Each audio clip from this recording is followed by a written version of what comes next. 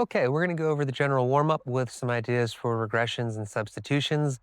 Um, there is a chance that if you do some of these regressions, they might not feel good for you either. So, what I mean is, if you're doing something that still doesn't feel great on your back or still doesn't feel right, you do not need to do this specific regression just because that's what we've listed. There might be other movements that are a better match for you. So, if you're doing something you think, actually, you know what, I'm not comfortable with it, that's okay. Listen to your body and we'll find something that matches you a little bit better.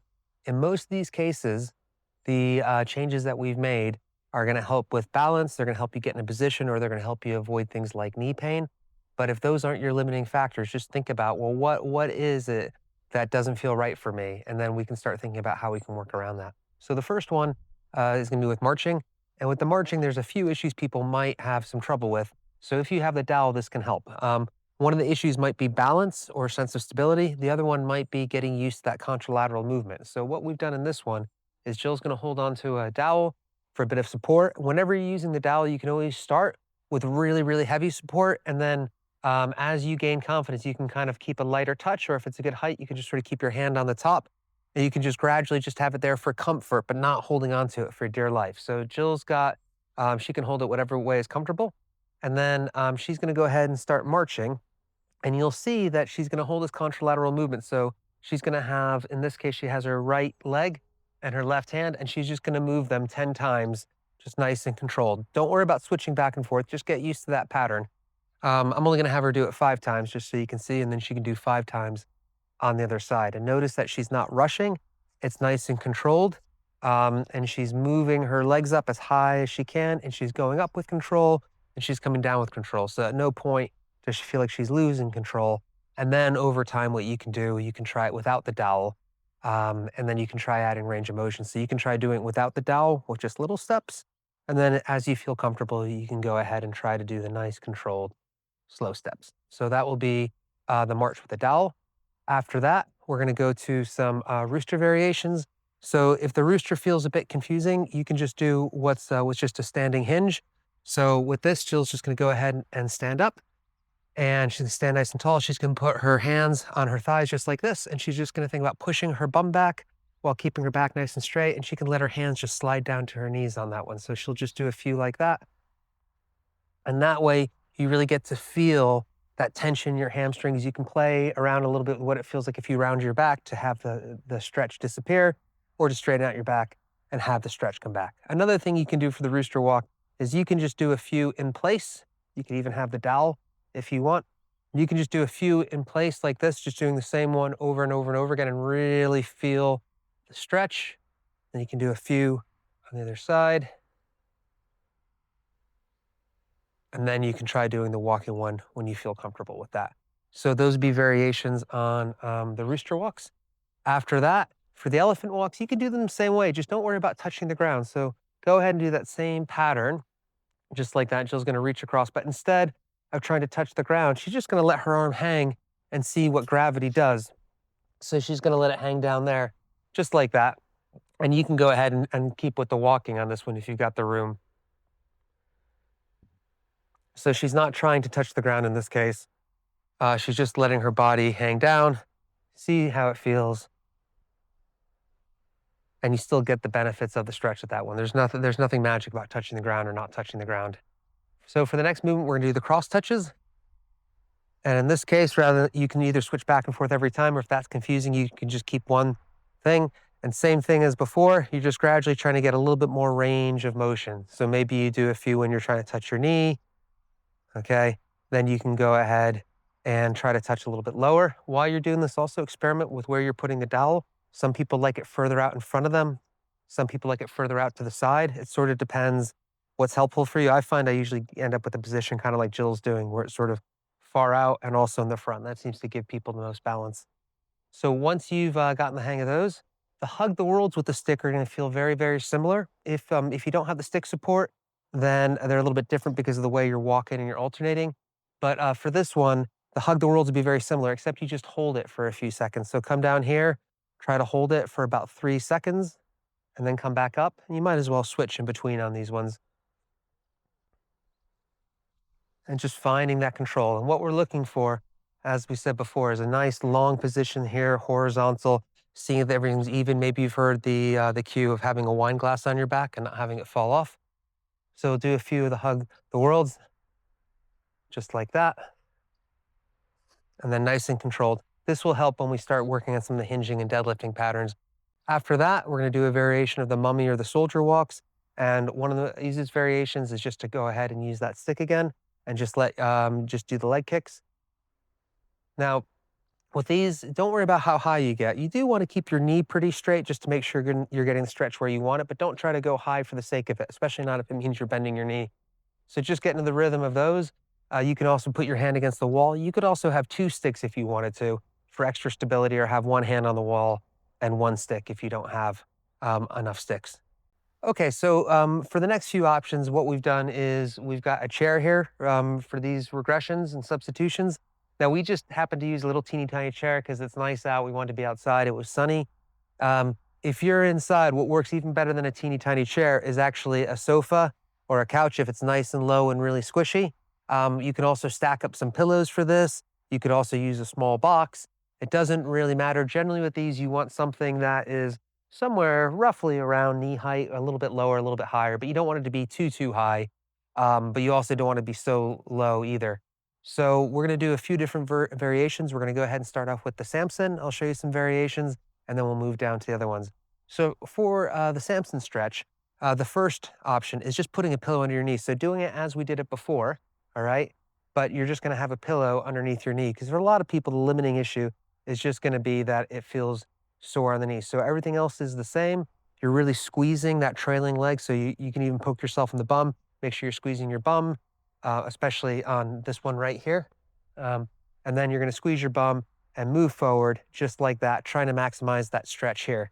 Now, for some people, that might feel a little challenging, or maybe just getting down to the ground can feel difficult. So what you can do is you can go ahead and do the Samson from here. So now Jill is going to go ahead and put her knee on like that. So she's a little bit higher. Same thing. She's going to go ahead and squeeze her bum. She's really going to be focusing on this rear leg right here. And she's going to do the same motion there. So squeezing, coming forward. You can go ahead and put your hands over your head like we did in the previous variations. And she's coming back and forth, and she'll do her 5 on that side, 5 on the other. So for the next one, we're going to have the glute bridge. And with the glute bridge, the idea of the glute bridge is that we're actually trying to engage our glutes, clues in the name. We're also trying to strengthen these. For some people, lying on the ground or lying on their back might actually just feel a little bit uncomfortable. They might feel it too much in their back. They might not have the confidence. So one of the simplest variations you can do is just do the standing glute squeeze, which is exactly what it sounds like. So Jill's going to stand nice and tall. And then what she's going to do, she's actually going to relax a little bit and just push her bum back. And what that's doing is we're just going to see that she's closing her hips a little bit here. So her hips are going into flexion, just like that. And then all she's going to do is she's going to try to squeeze her bum and stand as tall as she can. All right, so she's going to push her bum back a little bit, feel that little closing of the hips, and then she's going to squeeze her bum and stand tall. It doesn't look like much. It just looks like going from here and squeezing. And when you're standing at the top, squeeze your bum as hard as you can. We're not worried about your lower back. You're not trying to bend backwards like this.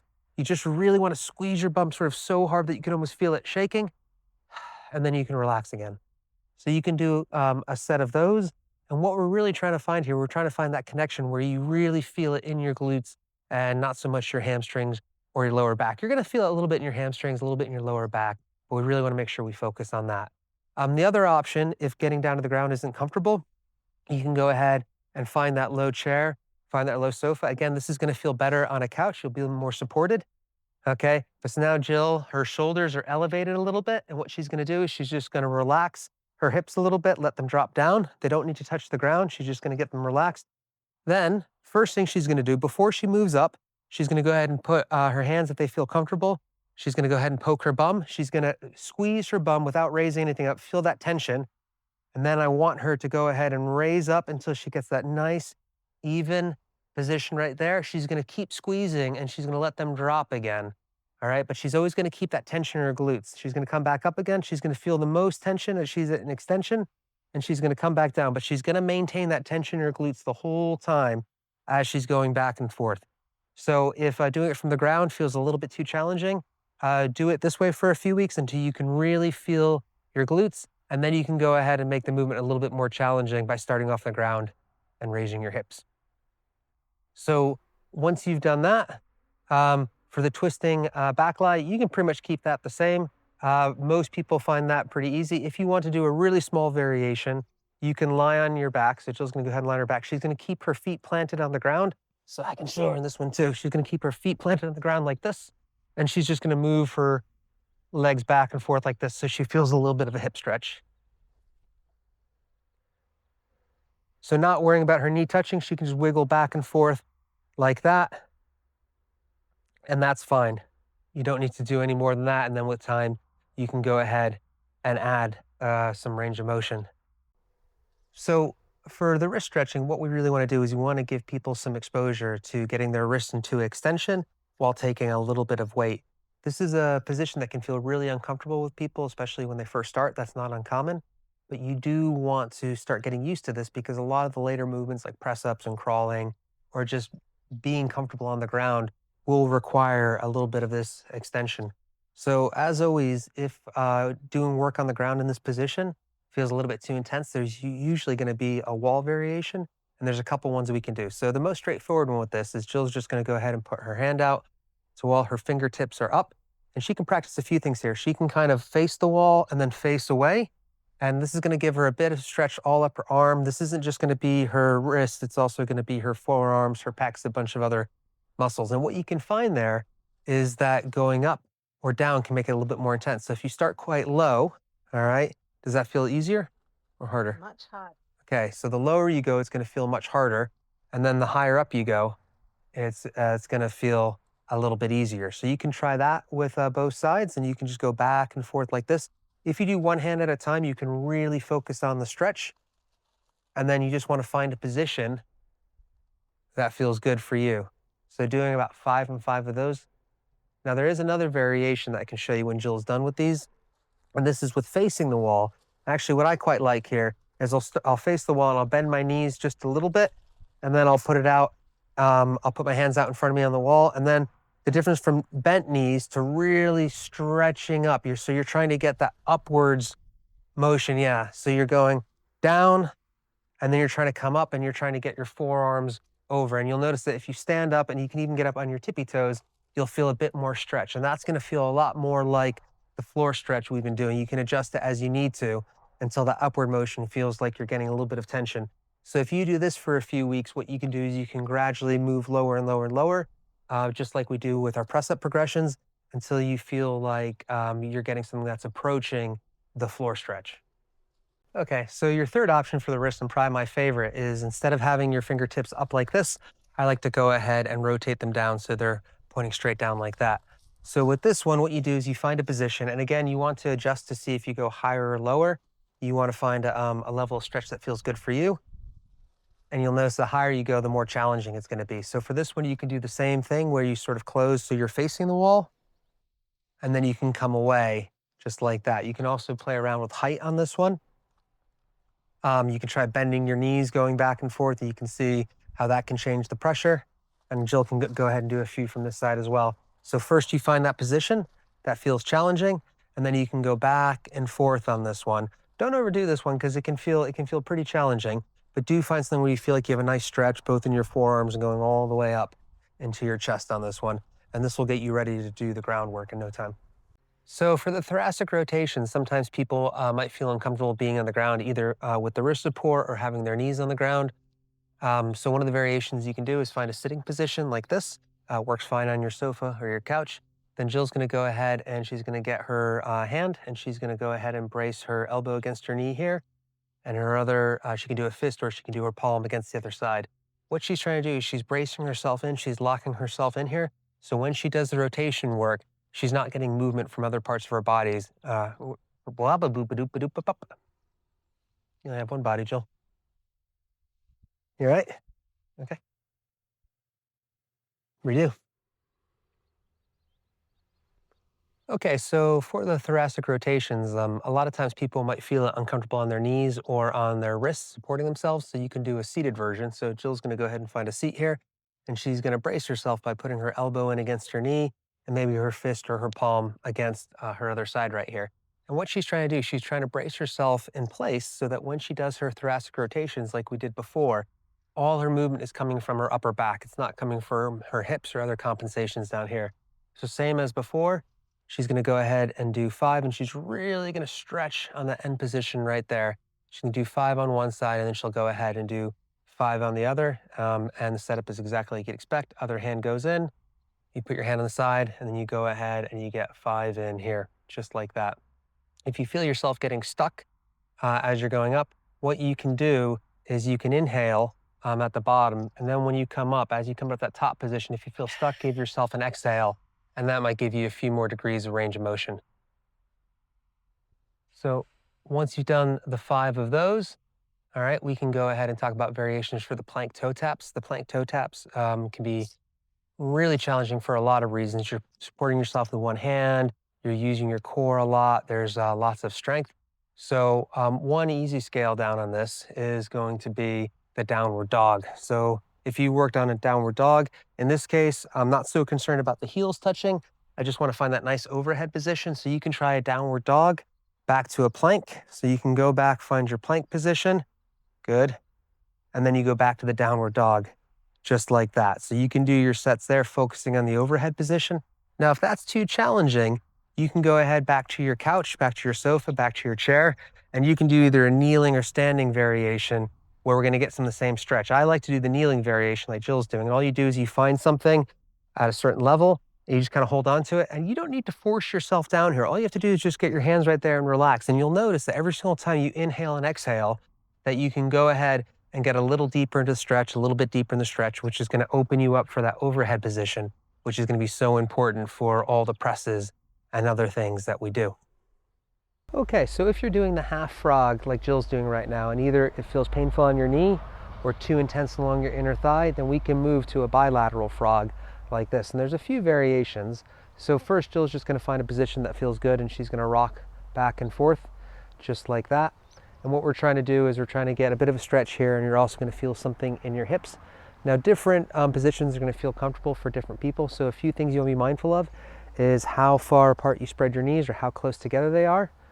But then it's also what your heels are doing. So for some people, if they have their toes or their feet together like this, it might feel very easy. Whereas if they bring their heels apart, it might feel much more challenging. They might get a deeper stretch. So here's Jill doing it in a position that I think is probably pretty comfortable for her, and we'll go ahead and see what it looks like from the side as well. So she's just rocking back and forth here. You can see that she doesn't have her toes together, and you can see her knees are quite far apart. We'll do a few more from the back as well, just so you can see what it looks like from the back perspective. And I'll show you what I mean about the toes and the knees. So she could start with a really narrow stance, something like that. And she's really just working on hip flexion there. And then as she goes wider with her knees further apart, she's probably gonna feel it more along her inner thighs and inner hips. And then one of the other things is some people might naturally keep their feet together. So if you keep your feet together in external rotation, you might not feel as much stretch as if you get into more of an internal rotation and you keep your heels and feet away. So experiment with different positions and try to find something where you feel like you're maximizing the stretch. So wherever you feel tight, what position is going to feel make that stretch feel the most intense, the most effective, while not being painful. If being on your knees at all is just absolutely too painful and your knees just feel too sensitive, then another option is just sitting down. So you just go ahead and sit down on your bum,